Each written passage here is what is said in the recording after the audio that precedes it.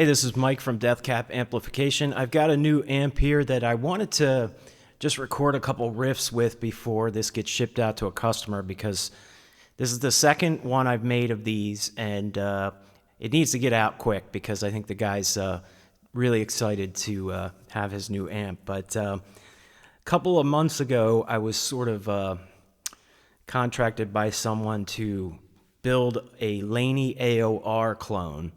So Laney built these amps called AOR, or Advanced Overdrive Response, or you might see Pro-Tube Lead. Actually, I got one behind me here, which, let me see if I can move this this here so you can see it. So that Laney right behind me there is a Laney AOR 100-watt Pro-Tube Lead from the 80s. And Laney made a bunch of these, so they made probably 5 or 6 different versions of the same amp, different wattages. And when I studied the schematics to be able to clone one of these, well, first I did some digging. I thought, has anybody else ever cloned one of these? And honestly, I couldn't find anything. I looked and looked.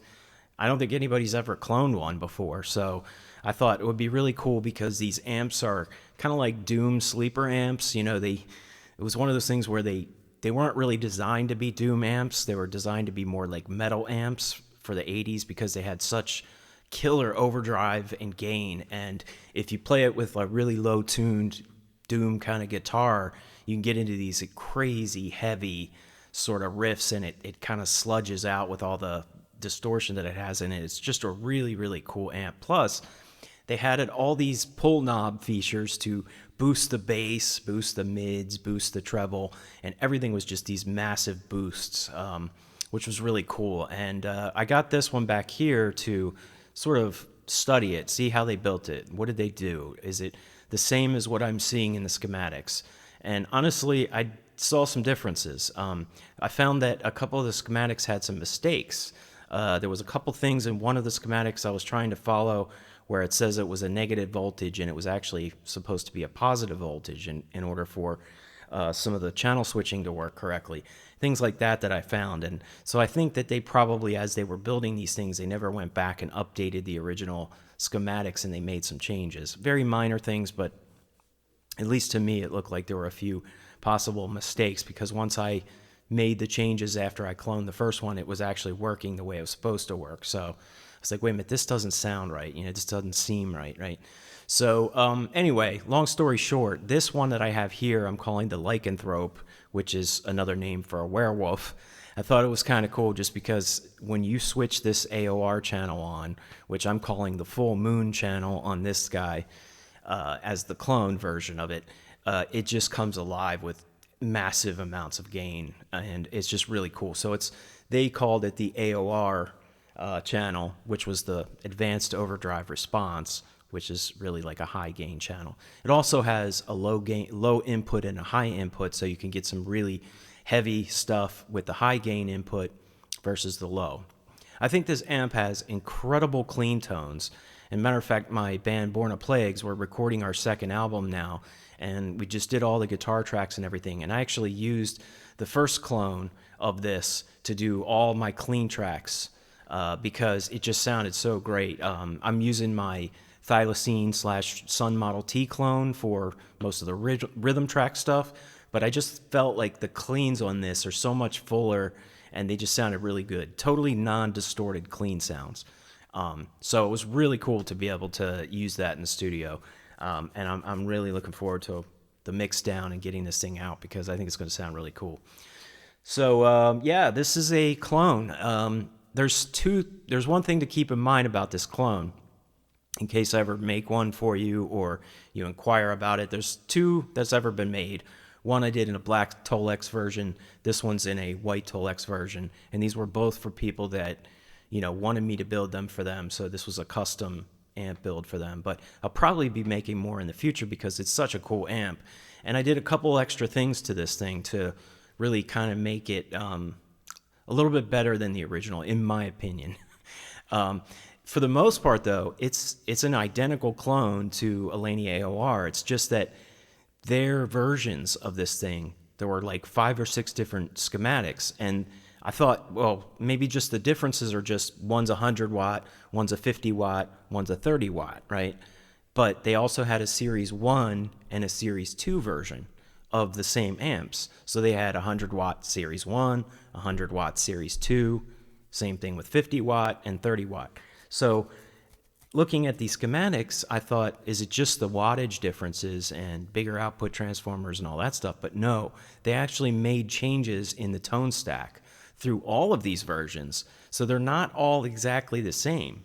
Like the Series 2 50 watt version is different from the Series 2 100 watt version.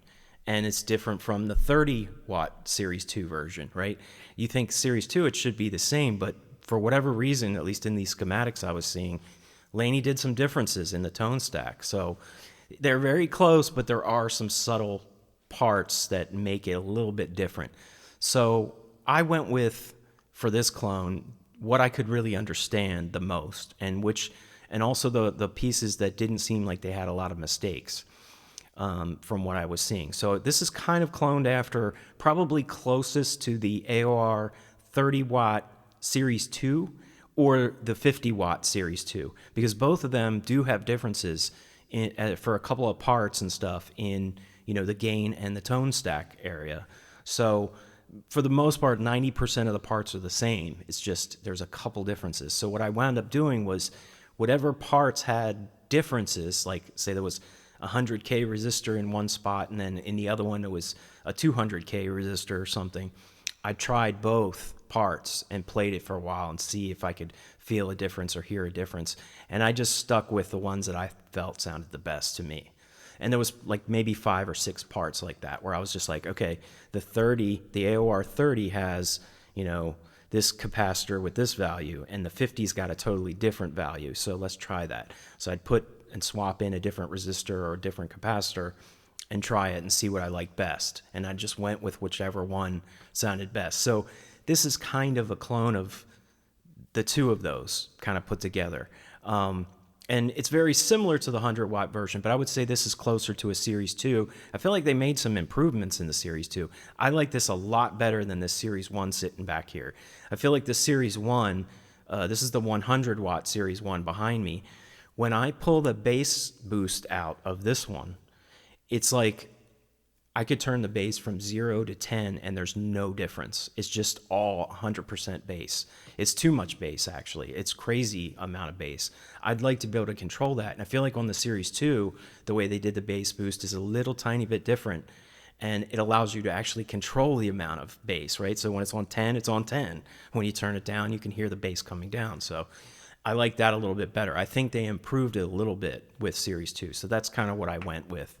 And again, also went with it based on what I could read and understand and see what was actually done the best, at least in my opinion. So yeah, it was one of those things where I just had to make a decision. I got to a fork and I was like, okay, wait a minute, they did it this way in the 30, in the 50 different, and then in here in the 100 watt different. So, I went with, for the most part, Series 2 cross between the AOR 30 and the 50 with this guy. So I wanted to play this a little bit before it gets shipped out. So I'm done talking. I'll just play. I'm going to mess with the sound, a little bit on the amp. I've got this running into a 2-Notes Captor X, which is emulating 2 different speaker cabs, one on the left, one on the right. And I'm trying to think. I think one's a vintage 30 cab and the other is like, I don't know if it's a Mesa cab. It's probably a Mesa cab because that's what I tend to like. And I just kind of picked 2 random ones in those categories. So it does shape the sound. I noticed when I changed the virtual speakers, it completely changes the sound of the amp. Speakers have a huge impact on the sound. But I think these are pretty, to my ears, pretty in the middle. They're nothing too aggressive in any, it's not like a Redback speaker where they just have this totally unique sound different from everything else. So I felt like this was pretty cool. And it's a metal amp, so those are good speakers to use for metal amps. Plugged into the high gain input. Let's see. The only other difference here besides what's on an original Laney AOR is that I added a negative feedback switch, which allows you to put the amp into different negative feedback modes. So the reason I did this is because when I built the first version, I think I forgot to put the resistor in. There's a certain resistor in that circuit, and the presence control wasn't working at first. So I was like, okay, what did I do wrong? Let me check my work. Oh, okay, wait a minute. There was one part I missed, so I added that part. And when I added it, the volume dropped, and I was like, oh, this is what Laney had it set as. I kind of liked it better without this resistor there because the amp just sounded so much more alive and huge sounding in the room. So I thought, what if I added that as a feature? So this switch all the way over here, let me make this a little bit bigger now so you can see it. Yeah, so the switch next to the presence control, when it's in the down position, that's the Laney stock resistor. I think it was a 100K resistor, something like that, from the version that I cloned, right? From the AOR 30 or 50 in that section. If you put it in the middle, it completely removes that resistor. And what that resistor does is it's feeding back some of the signal at the very end of the amp chain, like after the power tubes and everything. It's where the presence control comes in. It's where it filters those presence frequencies and allows you to shift them and control them at the very end of the sound. It's not part of the main tone stack where your bass, treble, and mids are. So with putting it in the middle, you take that resistor out and you let all those frequencies come through unfiltered. So the volume is like massive, right? Everything increases. The volume, the bass, the mids, the treble, everything just kind of comes up a notch or two, which I think is really cool because I feel like the amp can really open up that way and be unfiltered. It's still filtered by the tone stack pieces, right? The bass, mid, and treble.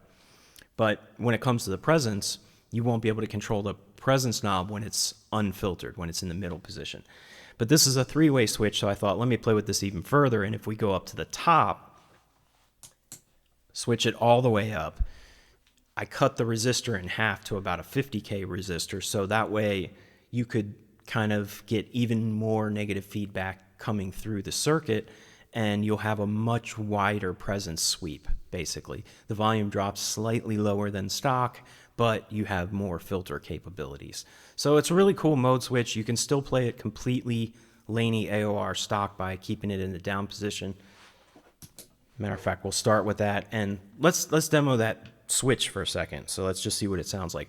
I don't know how it's going to come through on the IRs, but I can tell you in the room, when I'm playing through an actual speaker cab, it's night and day. All three settings are huge differences. So let's see how it turns out on the virtual speakers.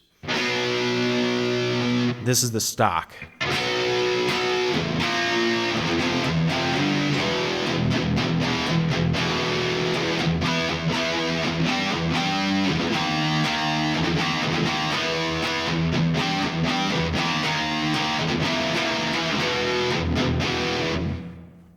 Here's the middle section, totally unfiltered, no negative feedback, all frequencies in.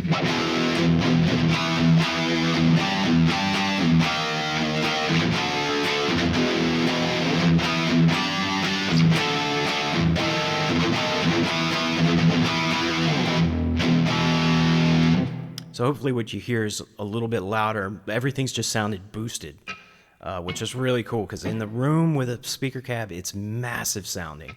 Let's go up, which, again, the up position is a wider sort of presence range, but it also kind of gives you more filtering going on. I'm trying to explain it in a non-technical way, but it's hard to.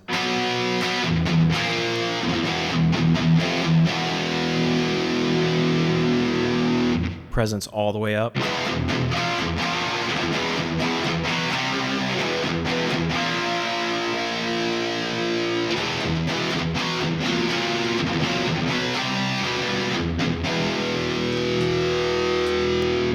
The stock again.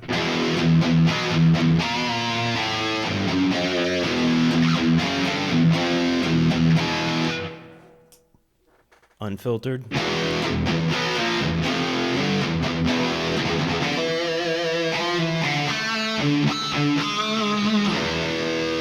Again, it's one of those features that when you're playing in front of a speaker cab, it's like huge difference.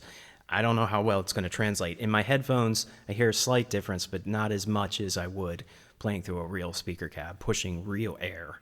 So anyway, cool little thing that I added. I feel like it definitely sounds really good when I completely unfilter that. So I'm going to leave it in stock mode for that piece of it for the rest of this demo. Yeah, so let me just play around with the controls a little bit and just see what kind of sounds we can get with this guitar. It's just standard tuned guitar, sort of a Les Paul style Epiphone. This amp, again, was made in the 80s, so you could get some really great 80s metal and rock sounds out of it. But yeah, I'll just play around with it.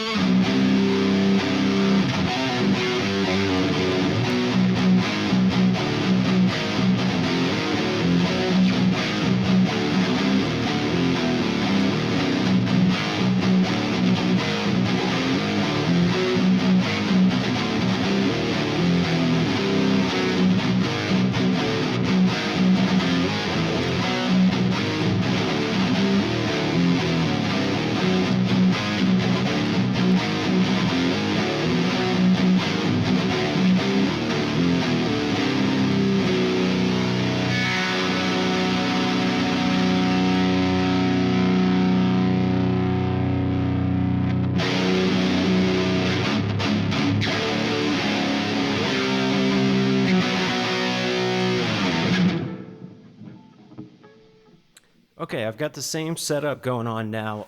The only difference is I'm using the effects loop now and actually have a pedal board plugged in. So everything you heard from this demo prior to this point in time, I had 0 pedals plugged into the amp. It was all amp.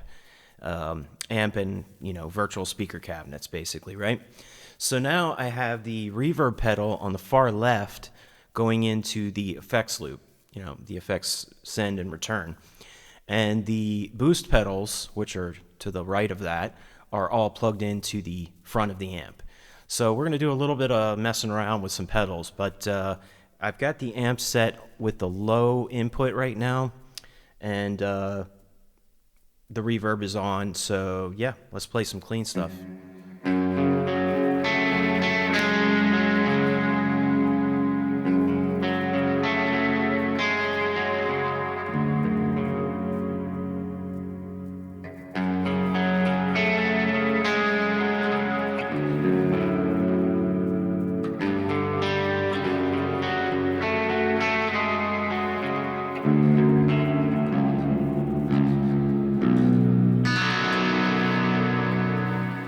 So one thing about this clone is Laney did a whole bunch of weird stuff in their effects loops. When I say weird, it's just I feel like they overcomplicated their effects loop a bit. I realized that there's many different kinds of effects loops, and what I wound up doing for this was just simplifying it, right? They had a whole bunch of different IC chips and different things like that to do their loops in the different versions. It depends on which schematic you're looking at, but it just seemed extremely complex to me. And I wanted to make this, I didn't mention it before, but this is an 18-watt version, right? However, when I tested it, it's actually pushing 30 watts. So what I mean by that is there's 2 EL84s for the power tubes in a push-pull configuration. And typically when you use an EL84, 2 EL84 amp, it runs about 18 watts or so. There's a bunch of like Marshall amps that have these 2 tubes, and they'll kind of market them as 18 watt amps. But this thing, I think with all the boosts and all the way that it's designed and the voltages that are going to these tubes and the way the circuit's designed, Laney designed it essentially, and I just tried to recreate what they've done, just making a lower watt version. But the interesting thing is when I hook up a multimeter and do a calculation of wattage, and it's an approximate calculation, it's not exact, I'm getting around 28 to 30 watts on full volume. Which is crazy because I didn't even think that 2 EL84 tubes could really push that much. But apparently they can. I mean, the numbers didn't lie. I would safely, conservatively say it's probably more like 25 to 28 watts, max. But, the meter did peg out at 30. So it was pretty interesting test. But it definitely pushes a lot of watts. For as small as it is. I wanted to keep everything super small. So with the effects loop stuff, I built it very simple. I'm running the signal after the preamp chain, and it's going out there, allowing you to plug pedals in and bringing it back into the amp to go right back into the power tubes and get amplified. So it's nothing crazy, but it does work and it does sound really good for this amp. So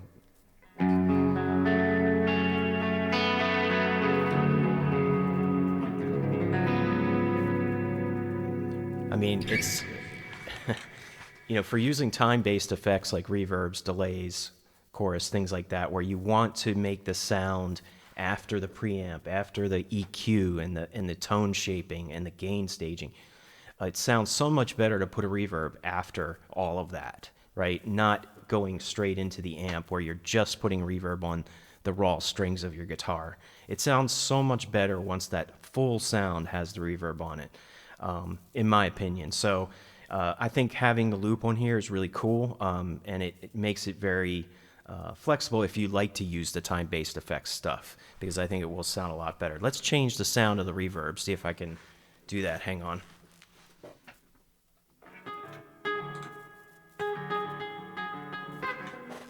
So this is just like a spring reverb.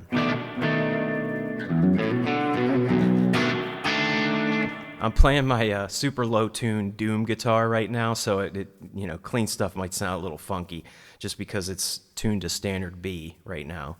But it just sounds great.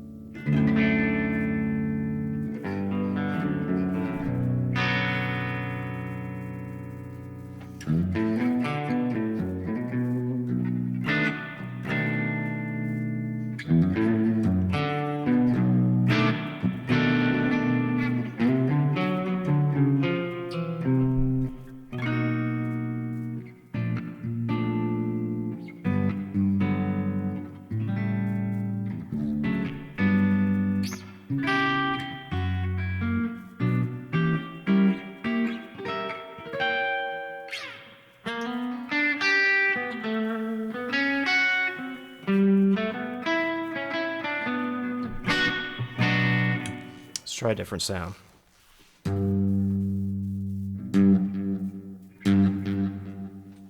So a little bit of delay.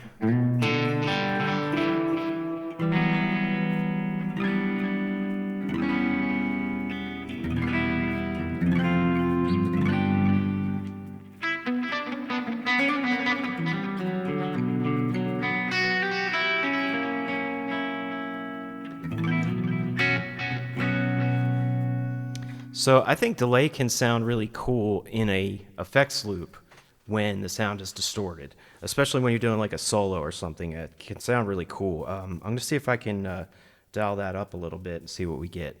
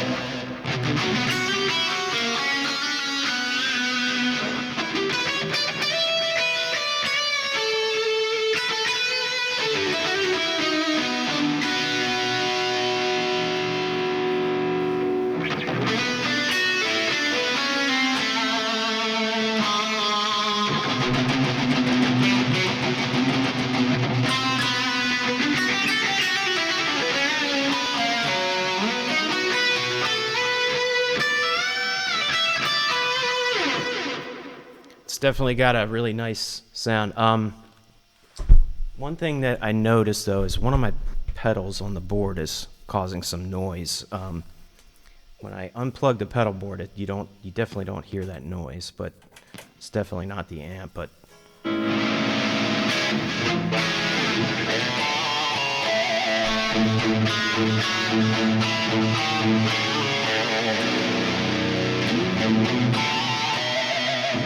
let's turn that pedal off.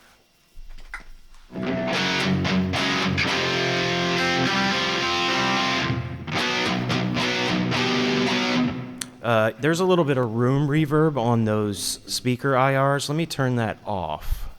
So we're only hearing the pedal through the loop. Let me see if I can turn that reverb off. Here we go. Okay, so dry sound here.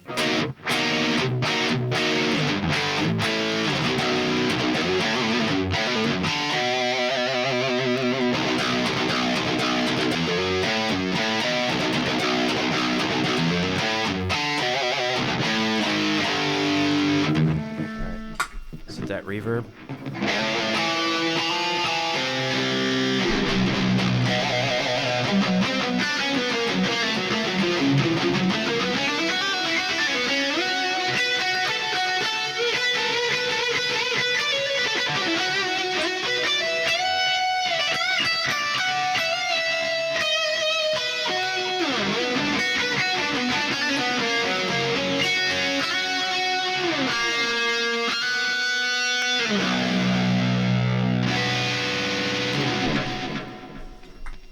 Pretty cool. All right, let's do. I'm gonna mess with some fuzz. Let's do. Let's turn these down. So, I think with a lot of people use this amp, at least people that I've spoken to, use this amp, the Laney AORs for Doom, but a lot of people like to use their own fuzz pedals.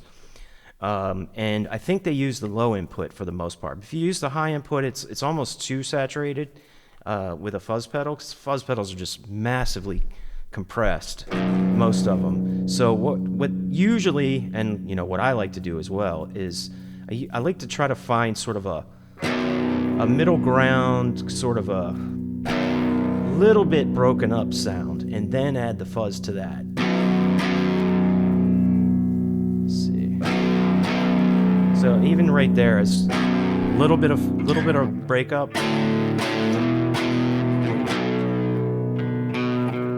but not too much. Okay, so I have the silver pedal in the middle is a Acapulco Gold clone that I built. So it's one of those one knob fuzzes. It's actually my favorite fuzz.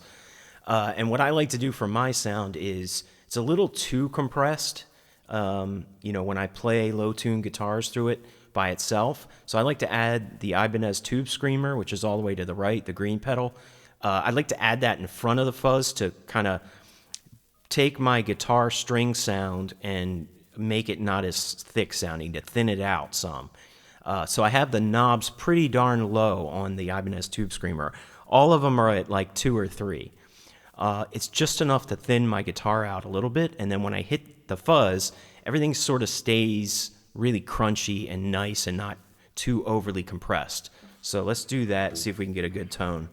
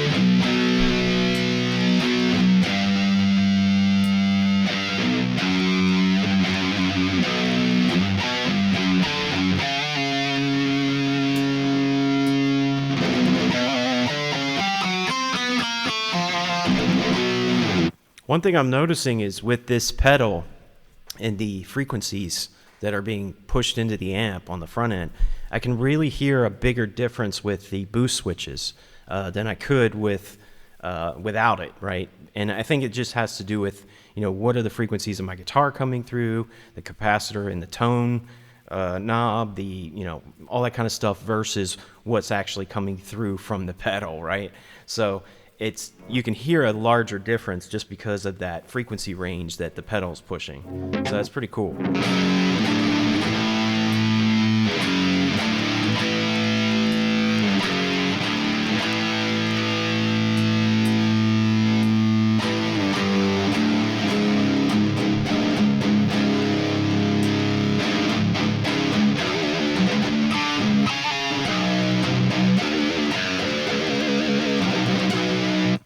Let's try another fuzz.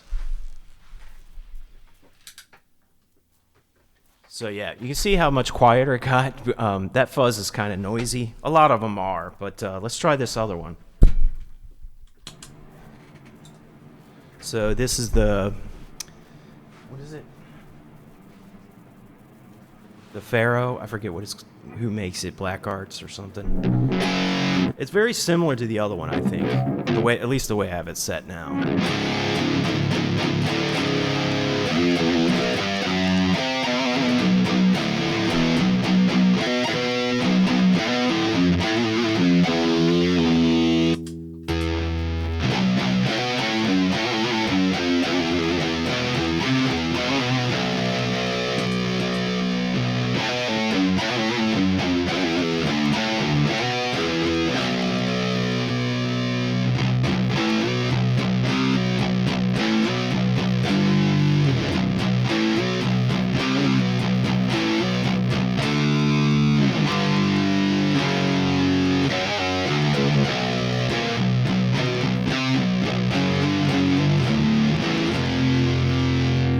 That's just a pedal without the tube screamer.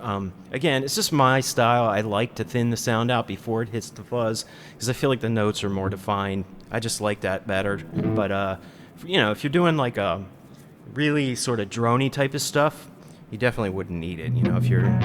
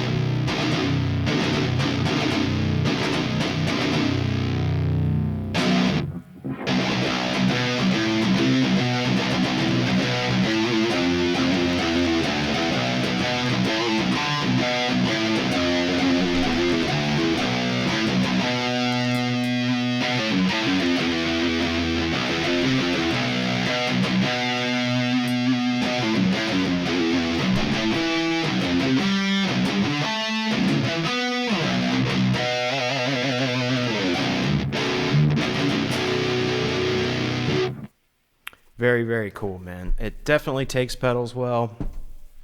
Again, I really don't think it would sound very good on the high gain channel. Let's turn the gains way down though and just see.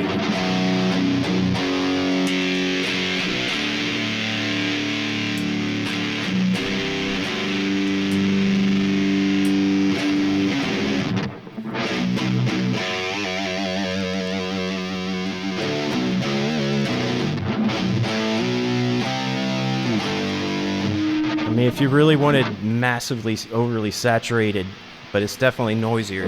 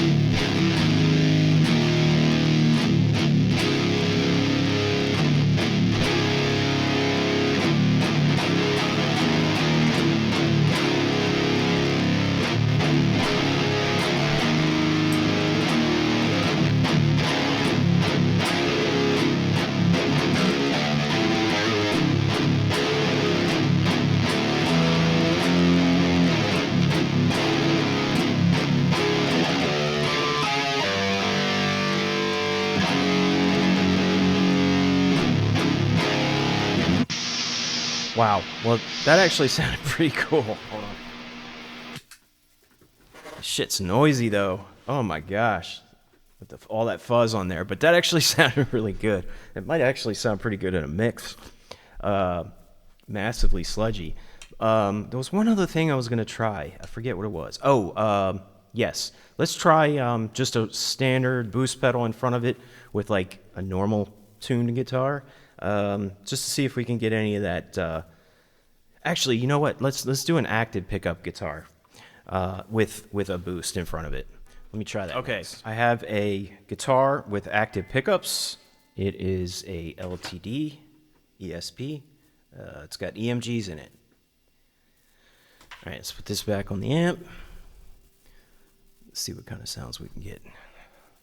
All right, let's high gain it, because active pickups, guitars, in my opinion, don't sound very good clean.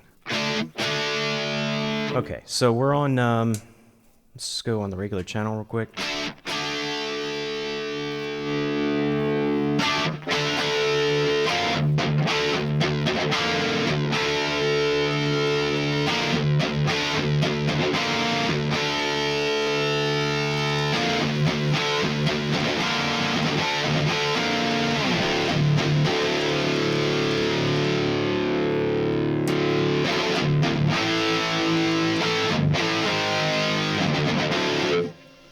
Alright, again, we're getting noise because of my pedal board, but I am going to mess with the boost, so I will just let that noise slide. Although, you know what? Hold on a second. Do have a noise gate with this 2 Notes IR virtual cab thing. Let's see if that cuts it. There we go. Alright, that does cut that a little bit.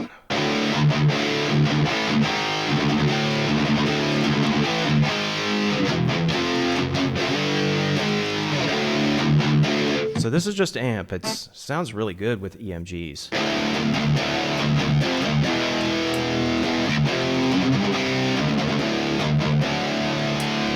definitely like that top boost. You can scoop the mids.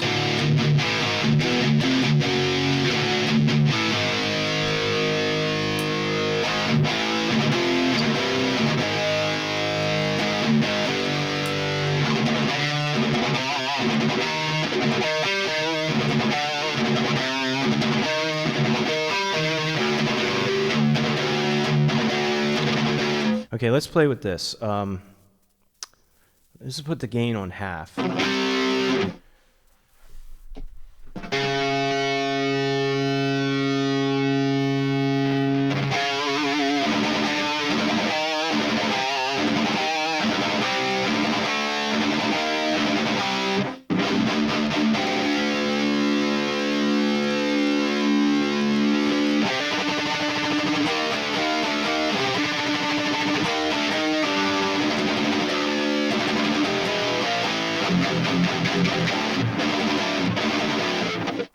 Not really sure how to set this.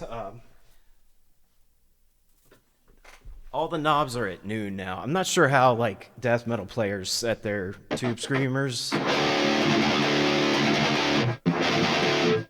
But let's play with the gain though. Let's turn it down.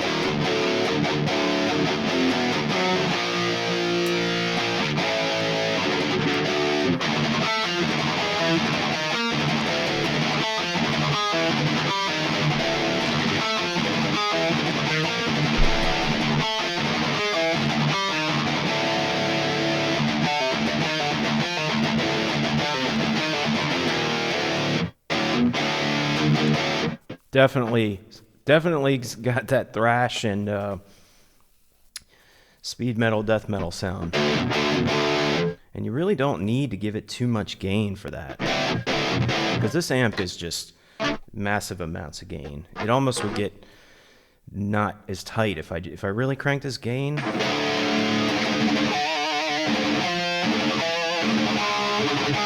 I mean, if I had a really good noise gate, maybe, but I'm just using the noise gate that's built into the virtual cab sim thing that I have, so.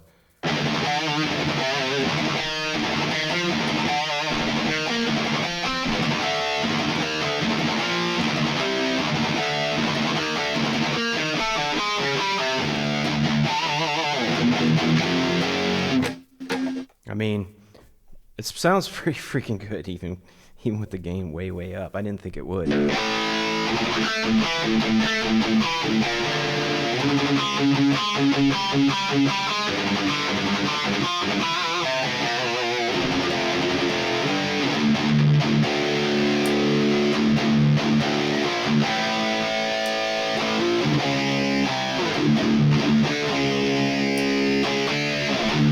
This is with all the boosts on. Oh, we're definitely getting some noise now.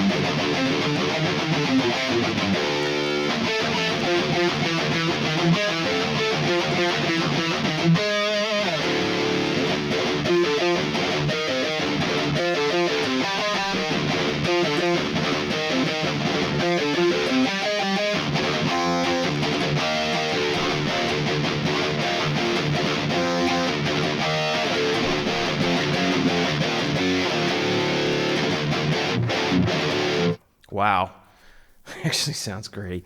I'm gonna try one more thing. I know this video is really long, but it's for anybody that's just bored and wants to hear what this amp sounds like. Let's do the Klon boost instead of the tube screamer, because the Klon boost tends to retain all of its bass, whereas the tube screamer thins things out. So I'm gonna cut the bass boost a little bit, so I feel like it might get a little flubby with this pedal, but let's see.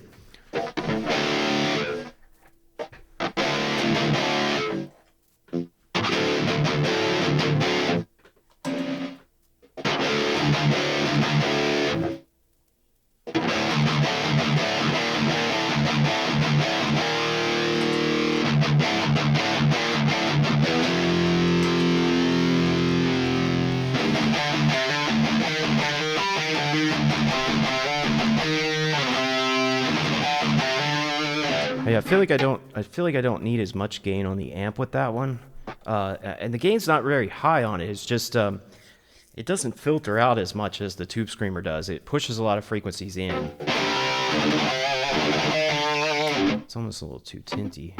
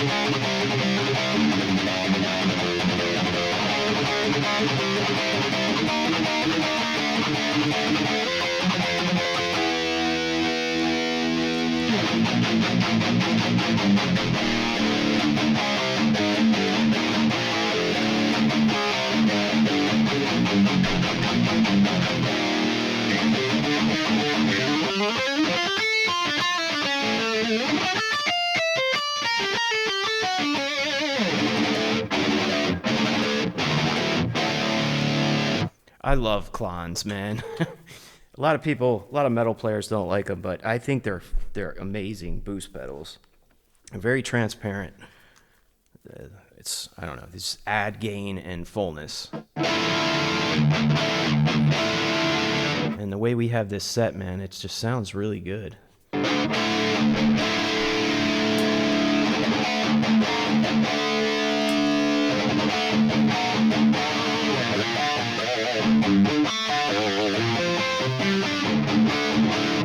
Actually doesn't sound muddy with the bass boost on. I thought it might.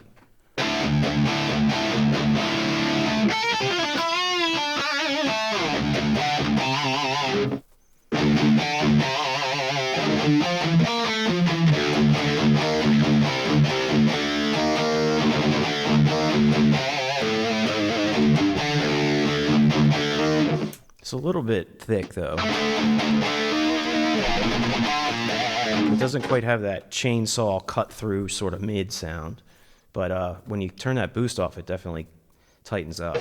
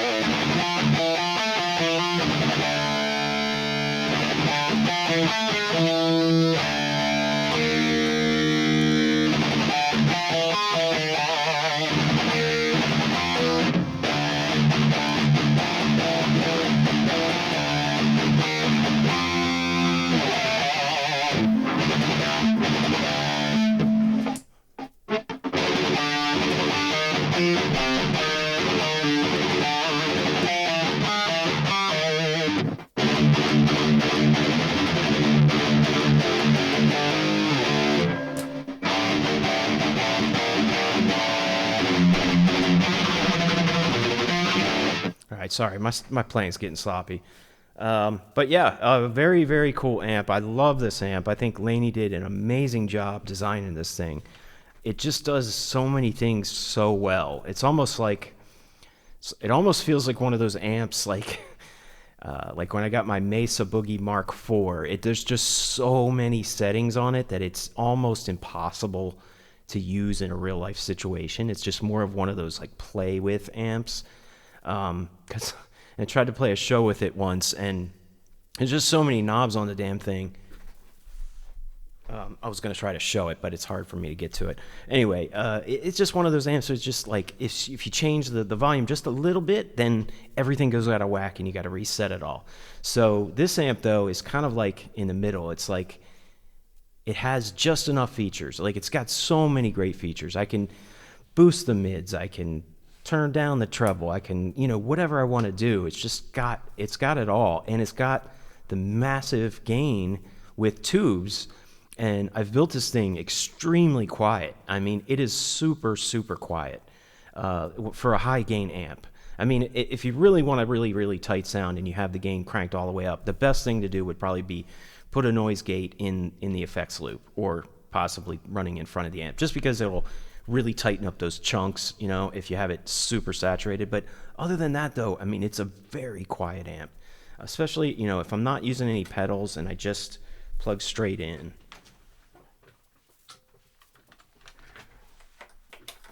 I mean, let me turn that noise gate off.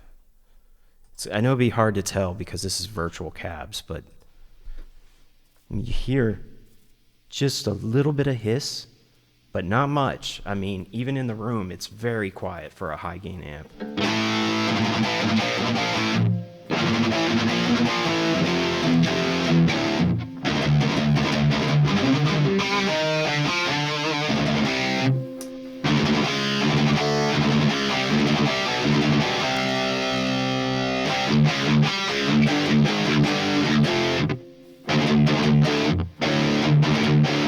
I mean,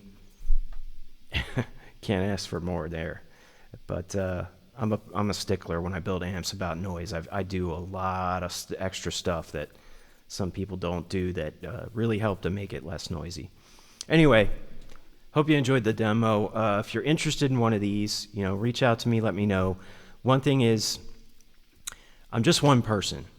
I'm just Mike of Death Cap Amplification. I don't have a factory. I don't have employees. I can't crank these things out. So I have had people saying, when is a new batch going to be available? And I'm like, I'm not really building a batch. I can only build one at a time.